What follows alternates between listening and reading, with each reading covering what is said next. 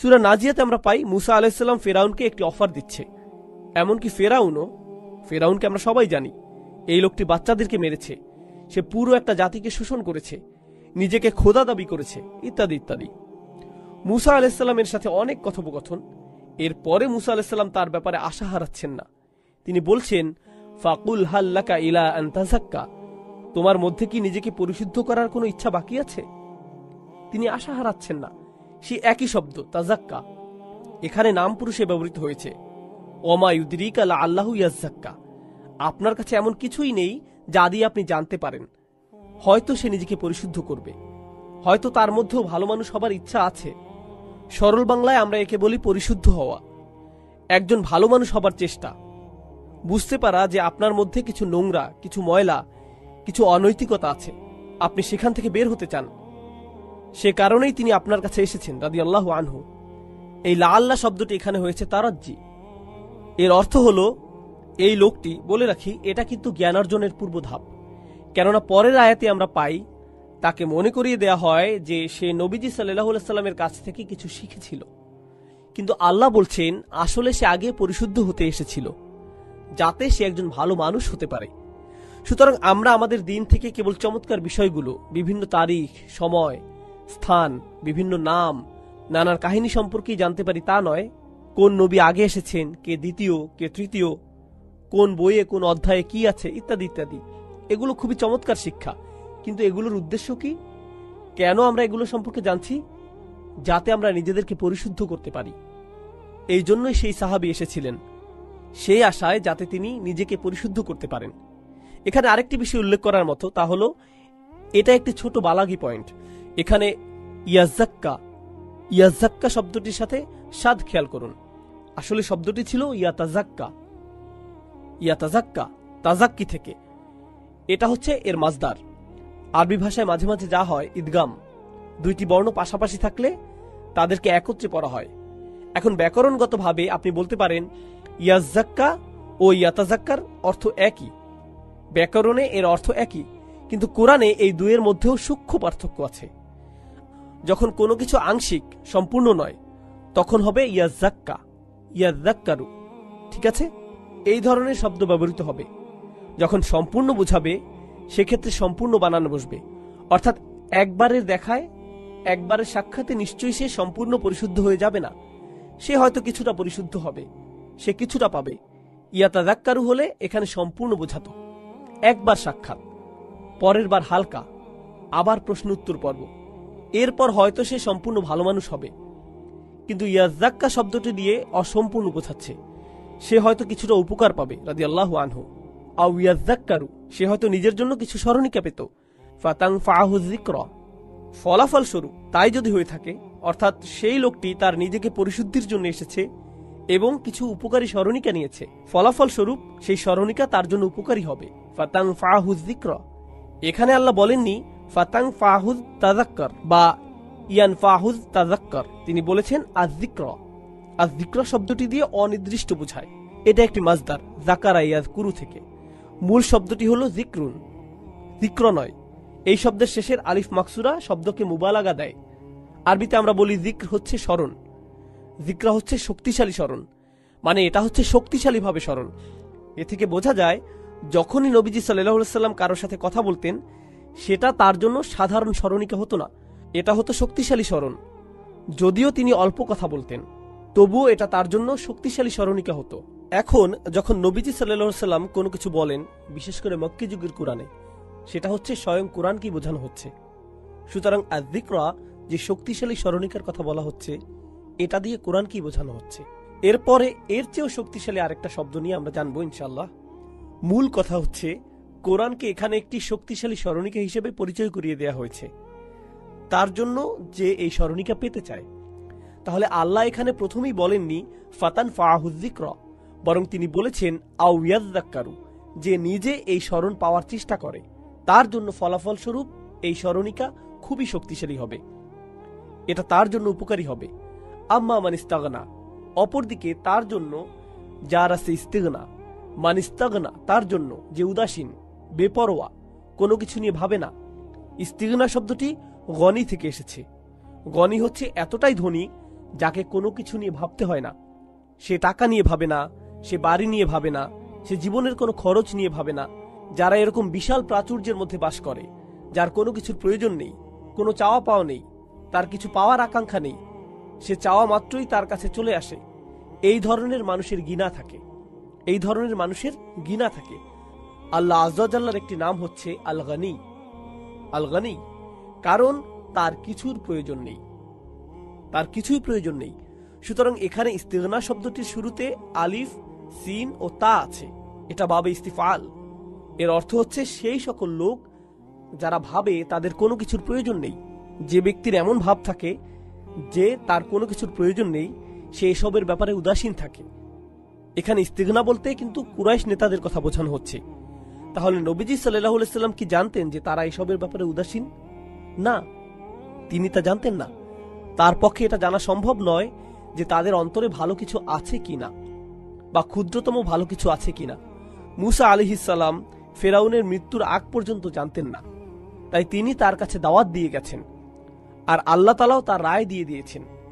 আল্লাহ তাকে উন্মোচন করে দিয়েছেন এবং বলেছেন, আম্মা মান ইস্তাগনা, সেই ব্যক্তি যে ভাবে তার কিছুর প্রয়োজন নেই, যে কোনো কিছুর পরোয়া করে না, যে তার কাজকর্মে বেপরোয়া, এই লোকটি হয়তো আপনার সাথে ইসলাম নিয়েও কথা বলবে। এজন্য নয় যে তারা উপদেশ পেতে চায়, বরং এই জন্য যে সে আপনার সাথে দার্শনিক আলাপ দিতে চায়। সে আলাপ করতে চায় যে আসলে আল্লাহ আছে কিনা। বিভিন্ন ক্যাম্পাসে কিছু দর্শনের ক্লাব আছে যেখানে আমাদের এমএস এর ছেলেরাও যায়, তাই না? তারা কেবল আলাপ দিতে চায়, আলাপ দেওয়ার জন্য, এর কোনো উদ্দেশ্য নেই, শুধু বকবক করা। যদি আপনি তার সাথে সবচেয়ে সেরা যুক্তিও দেন, সে বলবে, হ্যাঁ তুমি খুব চমৎকার বলেছ, খুব সুন্দর, খুব সুন্দর, আমরা আগামীকাল আবার কথা বলবো, খুবই মজা পেলাম। এটা হচ্ছে ইস্তিগনার মনোভাব। আমাদের নিজেদের এর খুব বেশি প্রয়োজন নেই, আমরা শুধু সময় কাটাচ্ছি, এমন আর কি তাদের মনোভাব। তাহলে একদিকে আমরা দেখছি এখানে সাহাবী রাদিয়াল্লাহু আনহু তিনি এখানে কেন এসেছেন? কারণ লাআল্লাহু ইয়াযাক্কা, যাতে সে নিজেকে পরিশুদ্ধ করতে পারে, একজন ভালো মানুষ হতে পারে, তার কলুষতা দূর করতে পারে, নিজের মধ্যে যে সমস্যাগুলো আছে তা দূর করতে পারে। আরেকটি কারণ হলো যাতে সে কিছু স্মরণ পেতে পারে। তাহলে এই দুইটি শক্তিশালী কারণে সেই সাহাবী সেখানে গিয়েছিলেন, আর এর কোনোটি সেই নেতাদের মধ্যে ছিল না। আল্লাহ প্রথমেই বলেছেন আম্মা মান ইস্তাগনা, তার জন্য যে আসলে পাত্তা দেয় না, তার কোনো কিছুর প্রয়োজন নেই, তার আচরণে সেটা বোঝা যাচ্ছে। ফাআনতা লাহু তাসাদ্দা, আর তোমার কাছে আর তোমার আছে তাসাদ্দা, আসলে তোমার আছে তাসাদ্দা। আসলে তাসাদ্দা শব্দটি মূলত ছিল তা তাসাদ্দা, এখানে আরেকটা তা ছিল। এই শব্দটি ভালোভাবে জানলে বুঝতে পারবো আল্লাহ এখানে কি বলছেন। এখানে কয়েকটা বিষয় আছে, একটি হলো শব্দ, অপরটি হলো বাক্য গঠনটি এখানে খুবই চমৎকার। তাহলে প্রথমে আমরা এই শব্দটি জেনে নিই। এটা এসেছে সদ, দাল ও ইয়া থেকে, সদিউন, এটি সদা থেকেও এসেছে। সদা অর্থ হলো প্রতিধ্বনি, কোন দেয়ালে শব্দ ছুরি দিলে যেভাবে এটা বারবার ফিরে আসে সেটা, এটাই হচ্ছে সদা। তাসাদ্দা শব্দটি হলো কোনো কিছু নিরলসভাবে করা, কোনো কিছুতে বারবার ফিরে যাওয়া, যেমনি ভাবে কোনো প্রতিধ্বনি আপনার কানে বারবার ফিরে আসে। তাহলে এখানে নবীজি সাল্লাল্লাহু আলাইহি সাল্লামকে বলা হচ্ছে আপনি তাদের কাছে বারবার করে ফিরে যাচ্ছেন, অর্থাৎ তারা আপনার কাছে কথা বলতে এসেছে, এরপর হঠাৎ এই বাধা এসেছে, তবু আপনি তাদের দিকে ফিরে গিয়েছেন। তাহলে আপনি শ্রদ্ধা করছেন, আপনি তাদের দিকে ফিরে গিয়েছেন, প্রতিধ্বনির মতো ফিরে গিয়েছেন, তাদের দিকে আলাপ করতে ফিরেছেন। তাসাদ্দা শব্দটি দিয়ে এটাই বোঝাচ্ছে। কিন্তু এখানে আল্লাহ কেবল বলেননি তাসাদ্দা, তিনি বলেছেন আংতা লাহু তাসাদ্দা। আংতা শব্দটি এখানে জুমলা ইসমিয়া। এটা জানার তাৎপর্য কেবল এটা নয় যে এটা ব্যাকরণগত সূক্ষ্মতা, এর তাৎপর্য হচ্ছে আপনি নিজেই ওদের দিকে ফিরে গিয়েছেন, মানে হলো তারা আপনার দিকে ফেরেনি। এখানে আংতা শব্দটি হচ্ছে আলা গায়রিল ফাইল, এটা দিয়ে বোঝায় ফাইল ছাড়া অন্য কিছু বোঝাচ্ছে। সুতরাং আপনি নিজে তাদের দিকে ফিরে গিয়েছেন। তাদের কি আছে? ইস্তিগনা। গত আয়াতে এসেছে তারা আপনার দিকে ফেরেনি, তারা এটাকে খুব হালকাভাবে নিয়েছে, আর আপনি তাদেরকে খুব গুরুত্বের সাথে নিয়েছেন। এই থেকে বোঝা যাচ্ছে যে কে উপরে আছে। একজন সেলসম্যান যখন কারো কাছে কিছু বিক্রি করতে চায়, যে সেই জিনিসের প্রতি আগ্রহী নয়, এই অবস্থায় কাকে দেখে মায়া লাগে আমাদের? সেলসম্যানকে দেখে মনে হয় অতি আগ্রহী, আর কাস্টমার খুব ঠান্ডা মেজাজে হেঁটে চলে যায়, কাস্টমার উপরে থাকে। এটা বোঝাটা খুবই গুরুত্বপূর্ণ, কারণ আল্লাহ তাআলা চাননি যেন নবীজি সাল্লাল্লাহু আলাইহি সাল্লামকে দেখে মনে হয় তিনি ওদের মুখাপেক্ষী। তিনি চাননি যে তিনি তাদেরকে ইসলামের দাওয়াত দেওয়ার জন্য বেশি উদ্গ্রীব। তার তো তাদের দরকার নেই, আল্লাহ তাআলারও তাদেরকে প্রয়োজন নেই সুবহানাহু ওয়া তাআলা। তাই আল্লাহ আযজা ওয়া জাল্লা তাকে উদ্গ্রীব হতে নিষেধ করলেন। তারা তার দিকে যেভাবে তাকায় না, তাকেও তিনি সেভাবে তাকাতে নিষেধ করলেন। তাই তিনি বললেন ফাআনতা লাহু তাসাদ্দা, সুতরাং তিনি বললেন ফাআনতা লাহু তাসাদ্দা ওয়া মা আলাইকা, আর আপনার কোনো দোষ নেই, এর ফল যাই হোক তাতে আপনার কোনো দোষ নেই। আলা শব্দটি ব্যাপক অর্থবোধক শব্দ, এর কয়েকটা অর্থ আছে। যদি তারা ইসলাম গ্রহণ না করে এতে আপনার কোনো দোষ নেই, যদি সে নিজেকে পরিশুদ্ধ করতে না চায়, এটা প্রথম। আরেকটি অর্থ হচ্ছে এটা আপনার উপর ফরজ নয়, আপনি তার জন্য দায়ীও নন। আল্লাহ ইয়াজ্জাক্কা, যদি সে নিজেকে পরিশুদ্ধ না করে, কে এই সিদ্ধান্ত নিবে? সে নিজেই তার সিদ্ধান্তের জন্য দায়ী। তুমি তাকে পরিশুদ্ধ করতে পারবে না, আপনি কেবল তাকে জানাতে পারেন। বিগত সূরা এসেছে ইন্নামা আনতা মুনযিরুম মান ইয়াখশাহা, যারা ভয় করে আপনি কেবল তাদেরকে সতর্ক করতে পারেন। দেখে মনে হচ্ছে এই সূরার প্রথম অংশটি যেন ওই আয়াতের তাফসীর। গত সূরায় আল্লাহ বলেছেন আপনি কেবল একজন সতর্ককারী, যে ভয় করে তার জন্য, যে আখিরাতে ভয় করে। তাই বলা হয়েছে অহুয়া ইয়াখশা, যে ভয় করে সে নবীজি সাল্লাল্লাহু আলাইহি সাল্লামের কাছে এসেছে, আর এই লোকেরা ভয় করে না। এখানে তাদেরকে নিচে নামানো হয়েছে। এখানে আল্লাহ একটা অসাধারণ কথা বলেছেন, যা দিয়ে তিনি এইসব অহংকারী কাফিরদের মুখ উন্মোচন করে দিয়েছেন, যারা নবীজিকে একেবারেই বিশ্বাস করত না, কোনো কারণ ছাড়াই কেবল আলাপ দিতে চাইত, নিজেদের সেই দাওয়াত কবুল করার কোনো ইচ্ছাই ছিল না। আল্লাহ এখানে বলেননি ওমা আলাইকা ইল্লা ইয়াজ্জাক্কা। ইন শব্দটি এখানে হারফে শারত হিসেবে এসেছে, এতে আপনার কোনো দোষ নেই যদি সে নিজেই নিজেকে পরিশুদ্ধ না করে। কিন্তু আল্লাহ এখানে বলেছেন সে নিজেকে পরিশুদ্ধ করতে চায় না, অর্থাৎ তিনি তার আসল অবস্থাটি এখানে তুলে ধরেছেন। তিনি এখানে ধারণাপ্রসূত ছিলেন না, তিনি এখানে ধারণাপ্রসূত কিছু বলছেন না। আল্লাহ এখানে তার রাসূলকে বলেছেন যে তার অন্তরে নিজেকে পরিশুদ্ধ করার কোনো ইচ্ছা নেই। গত সূরায় ফিরাউন ও মুসার মধ্যকার যে আলোচনা হয়েছে, এখানেও সেই আলোচনা হচ্ছে। ফাকুল হাল্লাকা ইলা আন তাযাক্কা, গত সূরায় ফিরাউন ও মুসার মধ্যকার যে আলোচনা হয়েছে, এখানেও সেই আলোচনা হচ্ছে। ফাকুল হাল্লাকা ইলা আন তাযাক্কা, একই কথা এখানেও আলোচিত হচ্ছে। ফিরাউনের সমস্যা কি ছিল? সে মুখ ফিরিয়ে নিয়েছিল। ফিরাউনের সমস্যা কি ছিল? সে মুখ ফিরিয়ে নিয়েছিল। ফাকাযযাবা ওয়া আসা সুম্মা আদবারা ইয়াসআ ফাহশারা ফানাদা ফাকালা আনা রাব্বুকুমুল আ'লা। তার ইস্তিগনা ছিল, সে মনে করেছিল তার এসব শোনার কোনো প্রয়োজন নেই, সে নিজেকে স্বয়ংসম্পূর্ণ ভেবেছিল।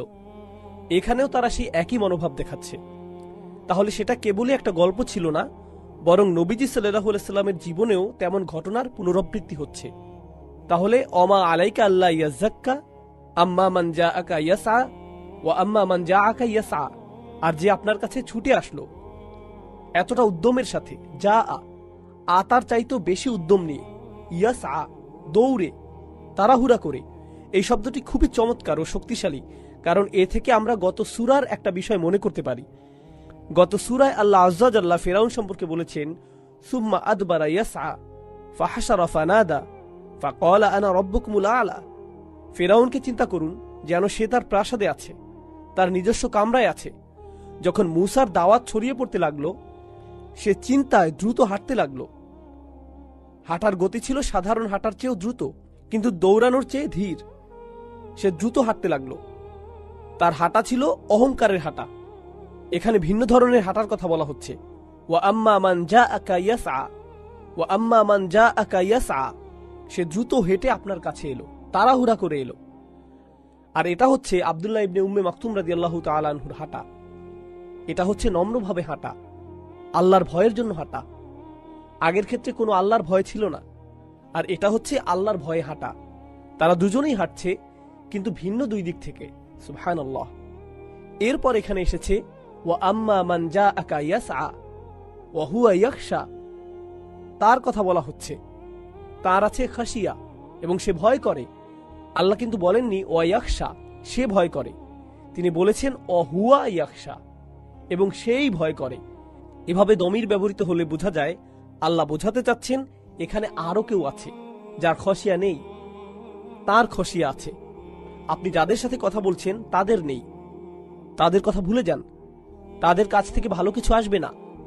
এজন্যই গত সূরায় তিনি মনে করিয়ে দিয়েছেন ইন্নামা আংতা মুনদিরুম মাই ইয়াকশাহা, আপনি কেবল কাদেরকে সতর্ক করবেন? যাদের অন্তরে ভয় আছে।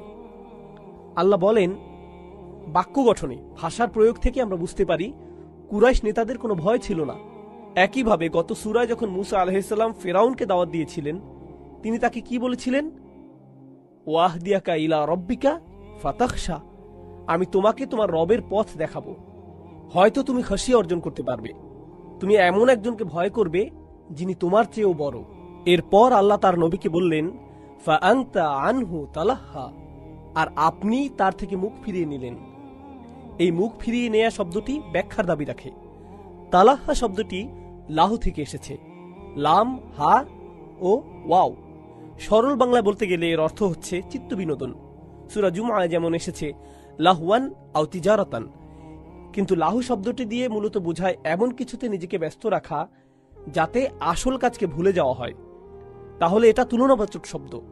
আপনি এমন কিছু নিয়ে ব্যস্ত যা আপনার সময় নষ্ট করে দিচ্ছে, যা আরো গুরুত্বপূর্ণ কিছুতে কাজে লাগানো যেত। এটাই হচ্ছে লাহু, এটাই হচ্ছে লাহুন। তাহলে আল্লাহ বলেন তার ক্ষেত্রে আপনি এমন কিছুতে নিজেকে ব্যস্ত রেখেছেন যারা তার মতো গুরুত্বের দাবি রাখে না। এখানে আব্দুল্লাহ ইবনে উম্মে মাকতুমের কথা বলা হচ্ছে রাদিয়াল্লাহু আনহু। আল্লাহ তার রাসূলকে বলছেন সাল্লাল্লাহু আলাইহি সাল্লাম, আল্লাহ এই কুরাইশ নেতাদের অন্তরে দেখেছেন, তাদের অন্তরে কোনো খাসিয়া নেই, তাদের অন্তরে ইস্তিগনা রয়েছে, কোনো সম্ভাবনা নেই আল্লাহ ইয়াজ্জাক্কা, তাদের নিজেদেরকে পরিশুদ্ধ করার বা পরিষ্কার করার কোনো আশা নেই। তাদের সাথে কথা বলে সময় নষ্ট করবেন না, এর চেয়েও অনেক গুরুত্বপূর্ণ কাজ আপনার রয়েছে। যদি সেখানে কোনো আশা থাকতো তাহলে হয়তো সেটাই হতো বেশি গুরুত্বপূর্ণ। সেশনের শুরুর দিকে আমরা এই ব্যাপারে কথা বলেছি, অমুসলিমদেরকে দাওয়াত দেওয়ার ব্যাপারে। সেখানে আশা আছে, সেটা অবশ্যই ভালো কাজে সময়কে খরচ করা, কিন্তু যেহেতু এখানে আল্লাহ ইতিমধ্যেই তাদের অন্তরকে লক্ষ্য করেছেন এবং নবীজি সাল্লাল্লাহু আলাইহি সাল্লামকে বলে দিয়েছেন যে তাদের অন্তরে কি আছে, সেহেতু এখানে সময় নষ্ট করার দরকার নেই। ফাআনতা আনহু তালাহা, কাল্লা, না না না, একদমই নয়। এখানে কাল্লা শব্দটি দিয়ে দুইটি জিনিস বোঝাচ্ছে। কেউ কেউ বলেছেন এটা দিয়ে জাজরা বোঝাচ্ছে, ভৎসনা করা, অর্থাৎ আল্লাহ এখানে কাফিরদের ভৎসনা করছেন, না তোমার জন্য নয়, চলে যাও, তোমার সাথে সময় নষ্ট করার সময় নেই, কাল্লা। অথবা তিনি নবীজি সাল্লাল্লাহু আলাইহি সাল্লামকে বলছেন না, আর নয়, তাদের সাথে আর সময় নষ্ট করবেন না, সাহাবীকে সময় না দিয়ে তাদের সময় দিবেন না, তারা সময় পাওয়ার যোগ্য নয়, তারা যোগ্য নয়। কাল্লা, প্রাচীন আরবি ভাষায় কাল্লার আরেকটি অর্থ হচ্ছে হাক্কান, কোনো সন্দেহ নেই। এটাও কাল্লা শব্দটির আরেকটি অর্থ। ইন্নাহা তাযকিরা, এখানে দমির হা যিকরন শব্দটিকে নির্দেশ করছে, যা আগের আয়াতে এসেছে স্ত্রীবাচক হিসেবে। সেই স্মরণ আসলে স্মরণ করিয়ে দেওয়ার খুবই শক্তিশালী একটা উপায়। এখন বাক্যটি লক্ষ্য করুন, এটা খুবই চমৎকার একটা স্মরণিকা। এটা কোন সাধারণ স্মরণ করিয়ে দেয়া নয়, বরং এটা খুবই অসাধারণভাবে স্মরণ করিয়ে দেয়া। এর অর্থ হল যিকরা, এমন স্মরণিকা যা নবীজি সাল্লাল্লাহু আলাইহি সাল্লাম আব্দুল্লাহ ইবনে উম্মে মাকতুম রাদিয়াল্লাহু তাআলা আনহুকে দিবেন। এটা হচ্ছে সেই যিকরা, খুবই শক্তিশালী একটা শব্দ। তবে এর চেয়েও শক্তিশালী শব্দ হচ্ছে তাযকির। এটা এসেছে বাবে তাফঈল থেকে, তাযকির, আর একে আর সুউচ্চ করা হলে বলতে হয় তাযকিরাহ। এটা হচ্ছে সর্বোচ্চ শক্তিশালী শব্দ। সুতরাং আল্লাহ এখানে বলেছেন যে কোরআন কেবলমাত্র শক্তিশালী শব্দই নয়, এটা মারাত্মকভাবে শক্তিশালী একটা স্মরণিকা। এর চেয়ে বেশি শক্তিশালী কোনো স্মরণের মাধ্যম হয় না। ইন্নাহা তাযকিরা ফামান শাআ যাকারাহ। এখানে লক্ষ্য করুন, হা দিয়ে স্ত্রীবাচক বোঝাচ্ছে, যা দিয়ে স্মরণকে বোঝাচ্ছে যিকরা। পরের আয়াতে আবার আমরা পাই ফামান শাআ যাকারাহ। তাহলে যে চায় সে এ থেকে ইঙ্গিত নিতে পারে, সে এ থেকে কিছু স্মরণ নিতে পারে। এখানে হা বলা হয়নি, বলা হয়েছে হু, যা দিয়ে পুরো কোরআনকে বোঝানো হচ্ছে। প্রথমে স্মরণের ব্যাপারে বলা হয়েছে এটা শক্তিশালী একটা স্মরণিকা, যা আল্লাহ এর অন্তর্ভুক্ত করে দিয়ে পুরো কোরআনের কথা বলেছেন। এই দুইটি বিষয়কে একসাথে জুড়ে দিয়েছেন। তিনি বলছেন, আমাদের শেখাচ্ছেন যে কোরআন হচ্ছে স্মরণ করিয়ে দেওয়ার সবচেয়ে শক্তিশালী মাধ্যম। আমরা কোরআনের আরেকটি জায়গায় একই রকম উদাহরণ পাই, ফাযাক্কির বিল কুরআন মাইয়া খাফু ওয়াঈদ, ফাযাক্কির বিল কুরআনি মাইয়া খাফু ওয়াঈদ, কোরআন দিয়ে স্মরণ করিয়ে দিন যে আমাকে ভয় করে। তাহলে এই দুইটি বিষয়কে একসাথে জুড়ে দেওয়া হয়েছে। সবচেয়ে শক্তিশালী স্মরণিকা হচ্ছে কোরআন। কাল্লা ইন্নাহা তাযকিরাহ ফামান শাআ যাকারাহ, যে চায় সে স্মরণ নেবে। আপনাকে ভাবতে হবে না কে চায় আর কে চায় না। আপনি বার্তা পৌঁছে দিন, আপনি শুধু সতর্ক করুন, তারা এটা নেবে কিনা সেটা তাদের দায়িত্ব।